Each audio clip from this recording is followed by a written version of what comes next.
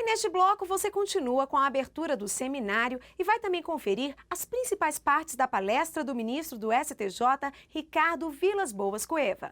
Obrigado. Passo a palavra ao juiz federal, presidente da Associação dos Juízes Federais do Brasil, Antônio César Bochenek. Boa noite a todos. Eu gostaria de saudar inicialmente ao presidente do Conselho Federal da OAB, Marcos Vinícius Furtado Coelho, e dizer, como ele bem expressa isso muitas vezes, que a família forense está mais uma vez unida para debater sobre temas importantes para o futuro desse país. A JUF sempre buscou a qualificação dos seus associados e, portanto, dos juízes federais, seja através de realização de cursos, seminários, através de incentivo e de parcerias de qualquer tipo que possa qualificar. E a qualificação dos juízes federais ela é imprescindível numa sociedade moderna, numa sociedade contemporânea, numa sociedade complexa, de temas novos, e os temas que aqui são debatidos estão nessa seara.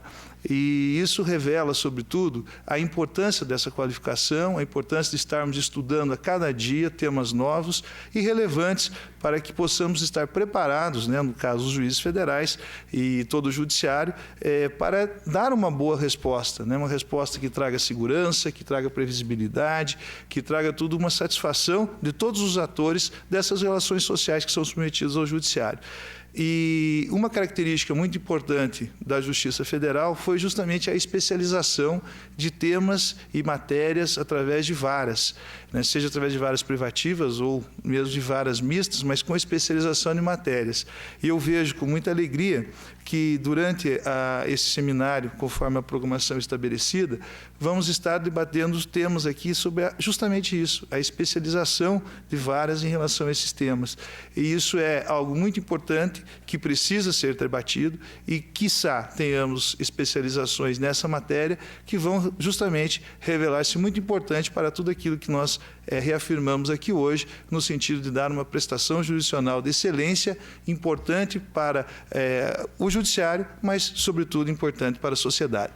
Nesse sentido, renovo os votos de bons trabalhos e parabenizo a todos os organizadores do evento e desejando realmente que nós tenhamos resultados positivos de tudo aquilo que foi discutido nos dias de hoje e amanhã. Muito obrigado.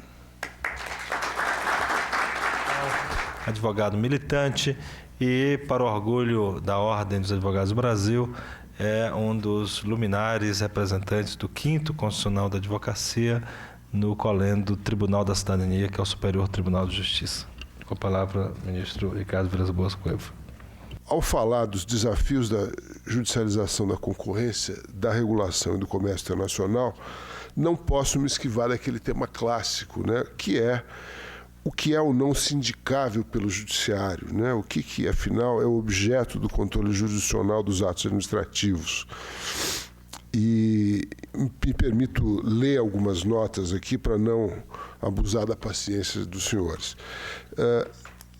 No Estado liberal clássico, os atos administrativos eles eram sindicáveis pelo judiciário apenas nos aspectos exteriores ditos de legalidade. O chamado mérito do ato administrativo, isto é, a possibilidade de a administração escolher entre duas ou mais alternativas de ação permitidas, mas não predeterminadas na lei, não era controlável.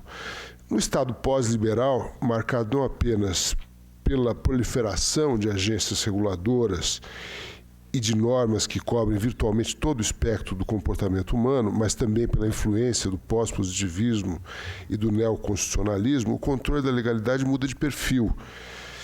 Na doutrina, identifica-se a Constituição, ou melhor, a Lei Fundamental Alemã de 1949, elaborada sob o impacto direto dos horrores do totalitarismo, como um momento a partir do qual a vinculação dos atos administrativos passa a ser não apenas a lei, mas também ao direito, ou seja, a todo o sistema jurídico, notadamente aos princípios e às garantias constitucionais que o informam, como a dignidade da pessoa humana e a proporcionalidade.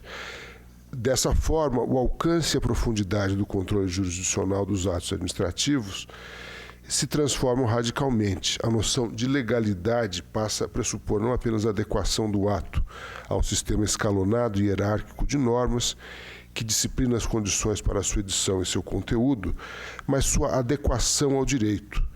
Isso expande consideravelmente a sindicabilidade dos atos administrativos. O exame da legalidade não leva mais em conta apenas os aspectos exteriores do ato, inclusive seu mérito. Aqui entra em cena a chamada discricionariedade técnica ou discricionariedade imprópria. Ela é imprópria porque não se cogita nela da escolha entre duas ou mais alternativas no quadro das possibilidades delineadas pela lei. Cuida-se, na verdade, de interpretar e aplicar conceitos jurídicos indeterminados, como boa-fé, livre concorrência, preço justo e outros. No Brasil, a Constituição consagra o princípio da inafastabilidade da jurisdição e assegura o devido processo legal nos sentidos formal e material, tanto no processo administrativo como no judicial, mas não contempla, como se sabe, um sistema de contencioso administrativo. O controle jurisdicional das decisões administrativas é, assim, continuamente alvo de preocupação, em particular em um contexto de rápida modificação dos paradigmas de interpretação e aplicação do direito.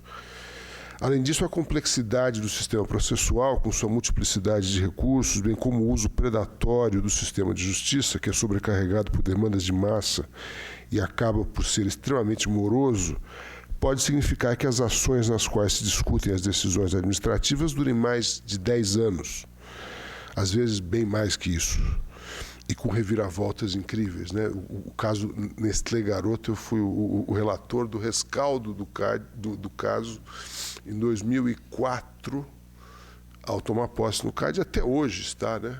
E não tem desfecho à vista, porque certamente merecerá outras ações. Pode-se dizer, talvez sem incorrer em simplificação excessiva, que, de acordo com a doutrina dominante no Brasil, o controle jurisdicional do ato administrativo cinge aos aspectos exteriores dele, ou seja, a sua legalidade. Mas não se trata de um padrão obrigatório, já que não há regra legal explícita que defina o sentido e alcance do controle jurisdicional. É comum, por exemplo, verificar que o judiciário manifesta certa deferência à discricionariedade técnica da administração. Nem sempre, muitas vezes há uma incompreensão grande do trabalho feito pelas agências e pelo CAD, e a revisão acaba ganhando contornos imprevisíveis. A Autoridade de Defesa da Concorrência, a autarquia denominada Conselho Administrativo de Defesa Econômica, é independente, suas decisões constituem título executivo extrajudicial, não há recurso hierárquico, de modo que os acórdãos prolatados pelo Tribunal Administrativo do CAD podem ser executados imediatamente. Como qualquer outra decisão administrativa, no entanto, as decisões do CAD, diferentemente da tradição europeia de cortes administrativas e justiça, são passíveis de controle jurisdicional, o que deriva, como já dito, do princípio constitucional da inafastabilidade da jurisdição. Chegada, portanto, a hora de discutirmos com mais profundidade a judicialização da defesa da concorrência, da regulação e do comércio internacional, áreas que inquestionavelmente pressupõem conhecimento técnico específico e que certamente se beneficiariam de uma apreciação judicial mais criteriosa. Os exemplos de que dispomos no Brasil com a criação de varas especializadas, por exemplo, em direito empresarial, ou no já citado exemplo das varas de lavagem de dinheiro, são encorajadores. Houve uma mudança quantitativa e qualitativa palpável, mensurável nessas áreas. O novo Código de Processo Civil, com a flexibilização do procedimento e a adoção de um modelo aberto de negócios jurídicos processuais, poderá, assim que estabilizada a interpretação dessas regras inovadoras e sem paralelo no mundo, permitir que as varas especializadas atuem com muito maior eficiência. É possível cogitar, por exemplo, que as varas especializadas, com esses novos instrumentos jurídicos de que nós passaremos a dispor a partir de março, funcionem como um substituto efetivo à arbitragem e com muito mais certeza jurídica, com muito mais garantias, né, de independência do juiz togado, com todas as franquias e a transparência do judiciário, de maneira muito mais eficaz do que se tem revelado, por exemplo, a arbitragem no Brasil. Eu agradeço a todos pela paciência a essa hora. Muito obrigado.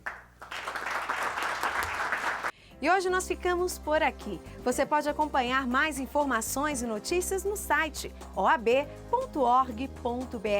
A gente se vê na semana que vem. Boas festas e até lá. Tchau, tchau.